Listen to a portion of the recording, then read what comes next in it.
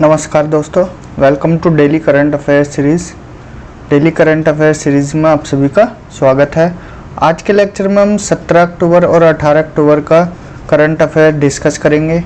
17 अक्टूबर का current affairs किसी कारणवश रिकॉर्ड नहीं हो पाया था, तो उसको आज ही मर्ज कर देते हैं और 19 और 20 अक्टूबर का लेक्चर एक साथ मर्ज करेंगे, क्योंकि एक दो दिन बिज़ी रहना पड़ सकता है। तो आज का लेक्चर एक कोट के साथ स्टार्ट करते हैं। ज़िंदगी बेहतर तब होती है जब आप खुश होते हैं, लेकिन ज़िंदगी बेहतरीन तब होती है जब आपकी वजह से लोग खुश होते हैं। अगर लाइफ को आपको बेहतर बनाना है या बेहतरीन बनाना है, डिपेंड आपके ऊपर करता है। बेहतरीन लाइफ कब बनती है? जब आप क्या है, दूसरों की हेल्प करोगे। आपकी वजह से कोई खुश हो रहा है। खुश कब होता है? जब आप अच्छे काम करोगे, किसी की हेल्प करोगे। नो मैटर वो आपके बारे में क्या सोचता है, आप लोगों की हेल्प करते चलिए और अपनी लाइफ को बेहतरीन बनाइए। ये APJ अब्दुल कलाम जी के कोट है, जो फॉर्मर प्रेसिडेंट रह चुके हैं इंडिया के और फेमस साइंटिस्ट थे। चलिए आज का लेक्चर स्टार्ट करते हैं। हाल ही में भारत की पहली एल्यूमिनियम रैक वाली मालगाड़ी का उद्घाटन कहाँ किया गया? ये क्या है? एल्यूमिनियम रैक वाली जो मालगाड़ी है, मालगाड़ी के डब्बे जो है रैक, तो वो किसके बनाए गए हैं? एल्यूमिनियम के। पहली बार ऐसी मालगाड़ी चली है। एल्यूमिनियम ही क्यों? स्टील से क्या दिक्कत हो गई जो एल्यूमिनियम की ज़रूरत पड़ी? क्योंकि स्टील के जो रैक होते थे वो क्या है, थोड़ा भारी होते थे एज़ कम्पेयर टू एल्यूमिनियम। तो एल्यूमिनियम के रैक क्या होंगे? थोड़ा हल्के होंगे और प्लस इसमें माल की ढुलाई ज़्यादा हो सकेगी। माल ज़्यादा से ज़्यादा ढुलाई हो सकती है। तो ये क्या है, ये स्टार्ट की किसने? इसका उद्घाटन किसने किया? अश्विनी वैष्णव, जो कि कौन है? रेलवे मिनिस्टर हैं। वर्तमान में रेलवे मंत्रालय इन्हीं के पास है, रेल मंत्री अश्विनी वैष्णव ने। कहाँ पर? Bhubaneswar railway station, Kochi railway station, New Delhi railway station या आगरा कैंट रेलवे स्टेशन। तो उन्होंने ये कहाँ पर किया? भुवनेश्वर रेलवे स्टेशन से इसका उद्घाटन किया। और भुवनेश्वर किसकी कैपिटल है? उड़ीसा की कैपिटल है। आई होप इतना क्लियर हुआ होगा। चलते हैं आगे। डॉक्टर दिलीप मेहलानोबिस का कोलकाता में 88 वर्ष की आयु में निधन हो गया। निम्नलिखित में से उन्होंने किसका आविष्कार किया था? तो ORS का, चेचक वैक्सीन का, पोलियो वैक्सीन का या रेबीज वैक्सीन का? ये डॉक्टर दिलीप मेहलानोबिस हैं, जिनका हाल ही में देहांत हुआ अभी। तो उन्होंने क्या है, जो 1971 में जो पाकिस्तान स्प्लिट हुआ था, जो पाकिस्तान से युद्ध हुआ था, और जो पहले क्या था, बांग्लादेश पाकिस्तान का ही पार्ट था। तो बांग्लादेश के जो शरणार्थी थे, जो लोग थे, वो भारत की तरफ पलायन कर गए थे। और जो बांग्लादेश और पश्चिम बंगाल का बॉर्डर था, वहाँ पे लाखों की संख्या में शरणार्थी इकट्ठे हो गए थे। तो उससे क्या है, वहाँ पर हैजा फैल गया था। जब लोग ज़्यादा इकट्ठे हो गए, हैजा क्या है, वहाँ लोग मरने लगे। तो वहाँ पर जो ये हमारे डॉक्टर दिलीप मेहलानोबिस थे, इन्होंने क्या है, वहाँ पर क्या है, ORS की हेल्प से लोगों का ट्रीटमेंट किया। तो ORS की जो खोज मानी जाती है, वो किन्होंने की? आविष्कार किन्होंने किया? डॉक्टर दिलीप मेहलानोबिस ने। चेचक वैक्सीन की बात की जाए, स्मॉल पॉक्स वैक्सीन भी बोलते हैं। इसका जो टीका बनाया था वो किसने? एडवर्ड जेनर ने बनाया था। और पोलियो वैक्सीन की बात करें, पोलियो वैक्सीन देखो दो तरह की होती है। एक तो ओरल होती है, जो बच्चों को 2 बूंद जिंदगी की पिलाते हैं, ओरल पोलियो वैक्सीन। और एक होती है इनएक्टिवेटेड पोलियो वैक्सीन। 2 तरह की होती है। अगर इन दोनों में बात की जाए तो पहले किसकी खोज की गई? इनएक्टिवेटेड पोलियो वैक्सीन की खोज की गई थी, जो कि क्या है, मृत पोलियो वायरस से बनाई जाती है। जो पोलियो का वायरस है, मृत पोलियो वायरस, उससे बनाई जाती है ये। और इसकी खोज किसने की थी? जोनास साल्क ने। इंग्लिश में भी लिख देते हैं इंग्लिश मीडियम वालों के लिए, जोनास साल्क ने। कब? 1952 में, लेकिन इसको मंजूरी मिली थी कब? 1955 में। और ओआरएल की बात की जाए, जो ये क्या है, ये टीका है, और ये ओरल जो 2 बूंद पिलाते हैं, तो ये इसकी खोज किसने की? एल्बर्ट सेबिन ने।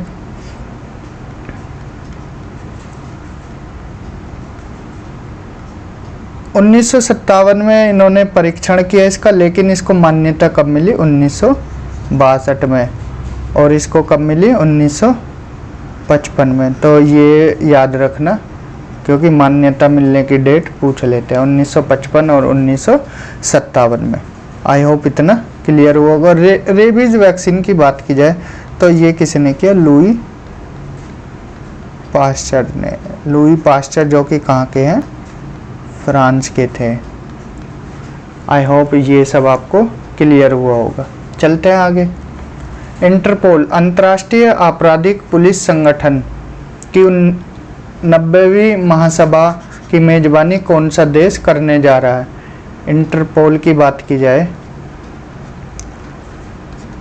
इंटरपोल क्या है? इंटरनेशनल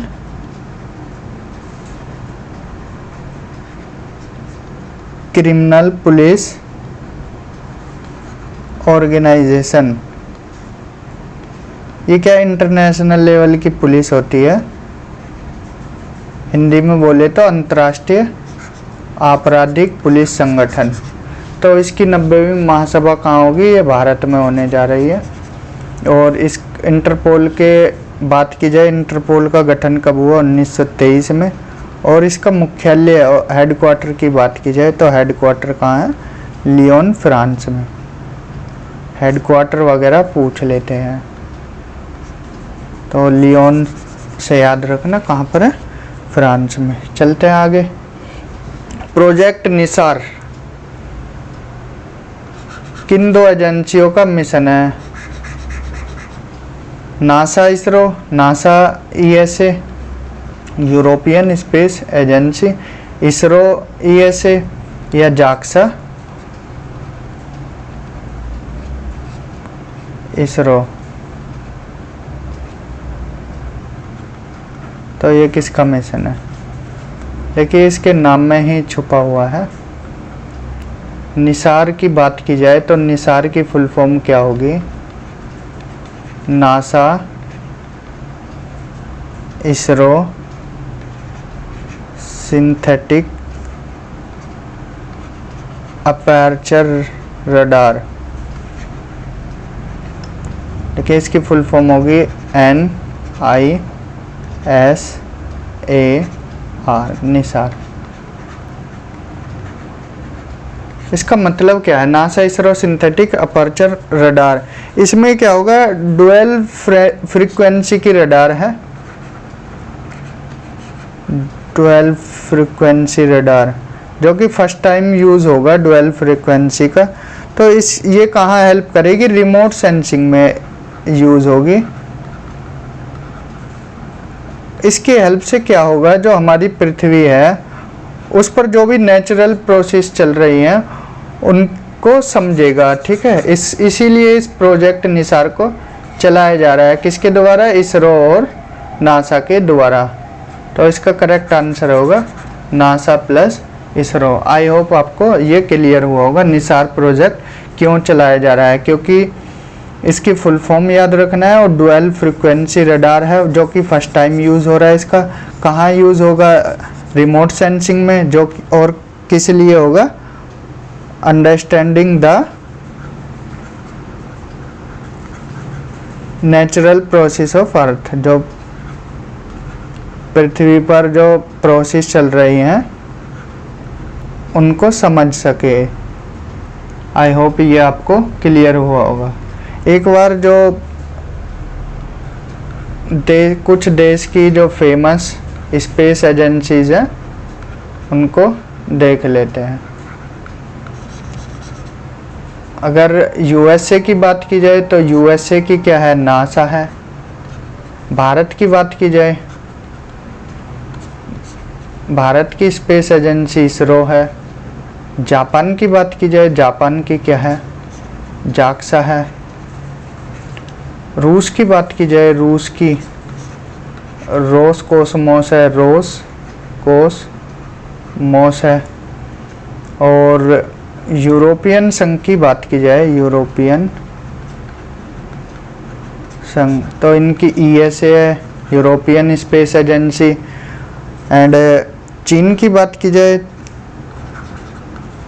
चीन की बात की जाए तो चीन का क्या है, सिनेक्स है। इसकी फुल फॉर्म क्या होगी, China national space administration, sorry CNSA, जो ये CNES है, ये किसकी है, ये फ्रांस की है। तो ये इम्पोर्टेंट है, इनको याद रखना, एक बार और रिवीजन करा देते हैं। यूएसए की नासा है, भारत की इसरो है, जापान की जाक्सा है, रूस की रोसकोसमोस है, यूरोपियन संघ की ईएसए यूरोपियन स्पेस एजेंसी, चीन की CNSA, China national space administration, और फ्रांस की क्या है, CNES सेंटर नेशनल ड्यूट्रेस स्पेशियल्स। ये फ्रांसीसी लैंग्वेज में लिखा हुआ है, तो ये याद कर लेना। चलते हैं आगे। हाल ही में न्यायाधीश PB वराले को किस उच्च न्यायालय का मुख्य न्यायाधीश नियुक्त किया गया है? राजस्थान उच्च न्यायालय, जम्मू और कश्मीर लद्दाख उच्च न्यायालय, इलाहाबाद उच्च न्यायालय, कर्नाटक उच्च न्यायालय। तो वराले जी को अभी हाल ही में कहाँ का बनाया गया है, कर्नाटक हाई कोर्ट के चीफ जस्टिस के रूप में उन्होंने शपथ लिया। Karnataka high court. Rajasthan high court की बात की जाए तो यहाँ पर अब कौन है, पंकज मित्तल हैं। राजस्थान उच्च न्यायालय के जो मुख्य न्यायाधीश हैं वो कौन है, पंकज मित्तल। जम्मू कश्मीर के कौन हैं, जम्मू कश्मीर के बनाए गए हैं AM मागरे साहब। और इलाहाबाद के कौन हैं, इलाहाबाद के तो हमने 3-4 बार करा चुके हैं, राजेश बिंदल। अगर हमारा ये लेक्चर हाई कोर्ट वाला देखना है तो आपको प्ले लिस्ट में मिल जाएगा, ये हम करा चुके कौन सा हाई कोर्ट की मुख्य पीठ कहाँ पर है और हाई कोर्ट की स्थापना कब हुई, तो देख सकते हो आप प्ले लिस्ट में जाकर। चलते हैं आगे। 2023 का प्रवासी भारतीय दिवस किस शहर में आयोजित किया जाएगा? जो 2023 का प्रवासी भारतीय दिवस है वो कहाँ पर आयोजित किया जाएगा? इंदौर, गांधीनगर, लखनऊ, पुणे। तो ये कहाँ आयोजित किया जाएगा? इंदौर, मध्य प्रदेश में। प्रवासी भारतीय दिवस मनाते क्यों हैं? क्योंकि 9 जनवरी 1915 को गांधी जी क्या है, साउथ अफ्रीका से भारत लौटे थे, तो इसीलिए क्या है, प्रवासी भारतीय दिवस मनाया जाता है। इसकी शुरुआत कब हुई? इसकी शुरुआत कब से हुई? 2003 से मनाया जा रहा है, ये 2003 से। चलते हैं आगे। थॉमस कप निम्नलिखित में से किस खेल से संबंधित है? थॉमस, ये क्या है, UP पैट में आया है, UP पैट से लिया गया है ये सवाल। तो थॉमस कप का किससे है? ये क्रिकेट, बैडमिंटन, बास्केटबॉल, टेनिस। तो इसका संबंध किससे है? बैडमिंटन से। क्रिकेट के कप या ट्रॉफी की बात की जाए तो इम्पोर्टेंट देख लेते हैं। रणजी ट्रॉफी है, ईरानी ट्रॉफी है, दिलीप ट्रॉफी है, देवधर ट्रॉफी है,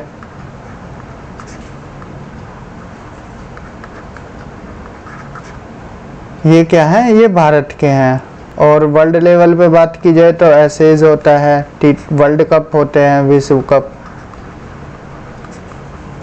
एशिया कप, ये सब क्या है, क्रिकेट के हैं। तो याद रखना है। बैडमिंटन की बात की जाए तो बैडमिंटन के क्या हैं, थॉमस कप है, उबेर कप है, नारंग कप है, रहमतुल्ला कप है, अमृत दीवान कप है और सुधीर रमन कप है। तो ये इम्पोर्टेंट है, याद रखें। बास्केटबॉल की बात की जाए तो बास्केटबॉल में नेहरू कप है, फेडरेशन कप है,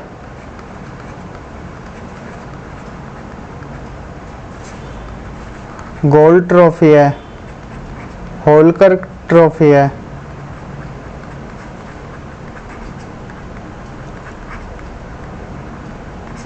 टेनिस की बात की जाए तो टेनिस में तो काफ़ी टूर्नामेंट होते हैं। इसमें फेमस है डेविस कप है, Davis cup, Hopman cup, Wimbledon इसी में है, विंबलडन, फ्रेंच ओपन,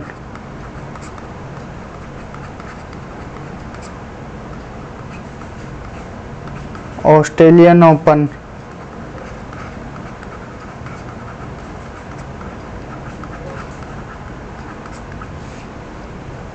और यूएस ओपन। ये क्या है, एक साल में 4 होते हैं, US, Australian, French, Wimbledon. Davis cup भी टेनिस से संबंधित है, होपमैन कप भी। आई होप इतना आपको क्लियर हुआ होगा। फुटबॉल में फीफा है, संतोष ट्रॉफी है, ड्यूरेंट कप है, यूरो कप है। चलते हैं आगे। भारत के किस प्रसिद्ध वैज्ञानिक को मरणोपरांत 2022 अणुव्रत पुरस्कार से सम्मानित किया जाएगा? हाल ही में क्या है, डॉक्टर एपीजे अब्दुल कलाम जी का जन्मदिन था, तो उसी दिन अनाउंस किया था कि इस बार 2022 का अणुव्रत पुरस्कार किसको मिलेगा? डॉक्टर एपीजे अब्दुल कलाम जी को। ये क्या, भारत के फॉर्मर प्रेसिडेंट थे और फेमस साइंटिस्ट थे। सीवी रमन जी की बात की जाए तो सीवी रमन ने क्या है, लाइट स्कैटरिंग के फील्ड में काम किया था और फिजिक्स में वर्क के लिए उनको क्या है 1930 में नोबेल प्राइज भी मिला था फिजिक्स के फील्ड में। नोबेल प्राइज कब? 1930 में। बात की जाए हरगोविंद खुराना जी की, तो ये क्या है, मेडिसिन से रिलेटेड थे, मेडिसिन, और इनको क्या है 1968 में नोबेल पुरस्कार मिला था। जगदीश चंद्र बोस, ये क्या है, साइंटिस्ट थे, कहाँ के? बंगाल के, और इन्होंने कंट्रीब्यूशन दिया फिजिक्स और बायोलॉजी में, और स्पेशलिस्ट थे किसके? बॉटनी के, हरगोविंद खुराना जी। और जो इस बार का अणुव्रत पुरस्कार है 2022 का, मरणोपरांत किनको मिलेगा? डॉक्टर एपीजे अब्दुल कलाम को। चलते हैं आगे। अंतर्राष्ट्रीय गरीबी उन्मूलन दिवस, इसका उद्देश्य क्या है? गरीबी से रिलेटेड जो भी जागरूकता कार्यक्रम चलते हैं उनको बढ़ावा देना, अंतर्राष्ट्रीय गरीबी मिटाने से रिलेटेड। तो कब मनाया जाता है? 22 मई, 2 जून, 29 जुलाई, 17 अक्टूबर। तो ये मनाया जा रहा है कब? 17 अक्टूबर को। 22 मई की बात की जाए तो अंतर्राष्ट्रीय जैव विविधता दिवस, अंतर्राष्ट्रीय जैव विविधता दिवस।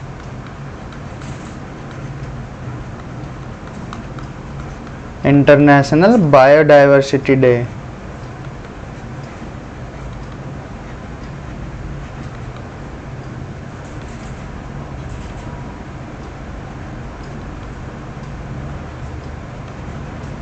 दो जून को क्या हुआ? 2 जून को क्या है, तेलंगाना डे मनाते हैं, तेलंगाना दिवस।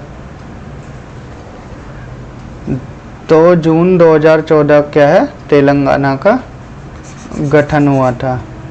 29 जुलाई को इंटरनेशनल टाइगर डे।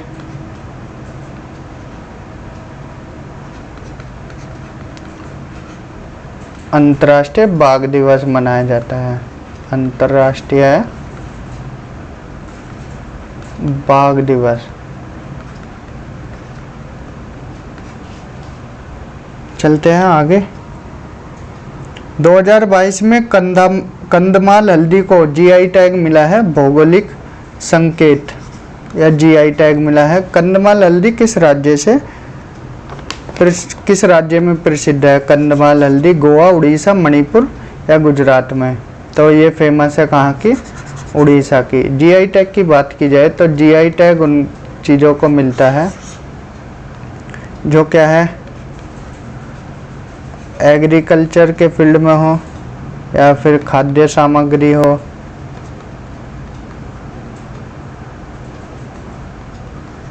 या फिर क्या है, हैंडीक्राफ्ट्स वगैरह हो। तो इन चीज़ों को मिलता है जीआई टैग। कितने साल के लिए? 10 ईयर्स के लिए मिलता है। इससे क्या है कि जो चीज़ें हैं उनकी वैल्यू बढ़ जाती है अगर किसी चीज़ को जीआई टैग मिल जाता है। तो सबसे पहले किसको मिला था? दार्जिलिंग की चाय को मिला था। दार्जिलिंग चाय को मिला था। कब? 2004 में। कुछ जीआई टैग देख लेते हैं जो 2022 के फेमस है। तो पलानी पंचमीर्थम की बात की जाए तो ये एक तरह का प्रसाद है। तो ये कहाँ का फेमस है? तमिलनाडु का। तिरुविल्लुर पलकोवा, ये पलकोवा जगह का एक श्री विल्लुर है। ये एक मिठाई है। ये भी कहाँ की है? फेमस तमिलनाडु की मिठाई है जो कि 1920 के आसपास से चल रही है। तिरूर पान का पत्ता, ये क्या है? केरल का फेमस है। खोला मिर्च की बात की जाए तो खोला मिर्च गोवा की है। डिंडीगुल ताले भी तमिलनाडु के हैं। हमाराम और पांडम, ये क्या है? एक तरह के सोल हैं। ये सोल हैं, कहाँ के हैं? ये मिजोरम के। गुलबर्गा तूर दाल, ये गुलबर्गा जगह से ही पता लग रहा है। गुलबर्गा कहाँ पर है? कर्नाटक में है। गुलबर्गा की तूर दाल को जीआई टैग मिला है। कंदांगी साड़ी की बात की जाए, कंदांगी साड़ी कहाँ की फेमस है? तमिलनाडु की। और काजू नीमू, ये क्या है? ये आसाम का है।